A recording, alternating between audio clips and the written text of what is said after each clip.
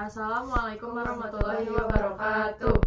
Sampurasun, nepangkeun simkuring ti kelompok 5, rek nerangkeun kaulinan congklak. Idin abdi ngenalkan diri, nami abdi Mila Indrianti Silaban. Nami abdi Jelita.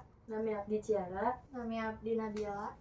Nami abdi Aulia. Nami abdi Elena. Congklak atawa daku nyaeta kaulinan make papan kai atawa plastik. Nu panjangna kurang leuwih 40 cm, lebarna kurang leuwih 15 cm. Luhurna make logak sababaraha hiji. Unggal logak diisieun kewuk siki salak, siki asem atawa batu letik. Geus aya lombang-lombangna 7. Ngajajar di hareupeun lombang 7 ge aya deui 7 lombang. 2 lombang badak di gigir-gigirna.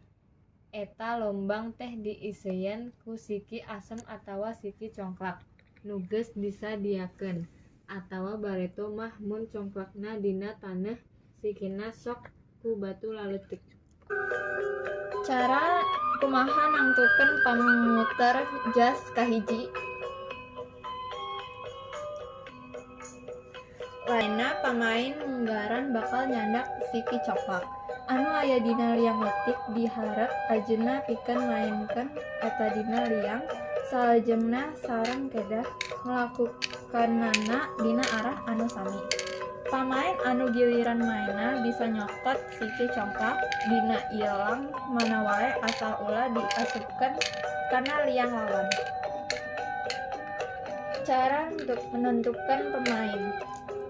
Pikeun nangtukeun saha nu jadi juara dina ieu pertandingan nyaeta ku cara ngitung jumlah siki congklak nu menang. Anu menang siki congklak panglobana bakal menang. Pikeun nangtukeun saha nu jadi juara dina ieu pertandingan nyaeta ku cara ngitung jumlah siki congklak nu menang. Anu menang siki congklak panglobana bakal menang. Manfaat diantarana latihan gerak, ngasah kaparigelan wilangan, diajar kasabaran, diajar jujur, jer diajar paham kena aturan. Kaulingan congklak ieu oge teu kurang seru tibanan kaulinan modern kiwari.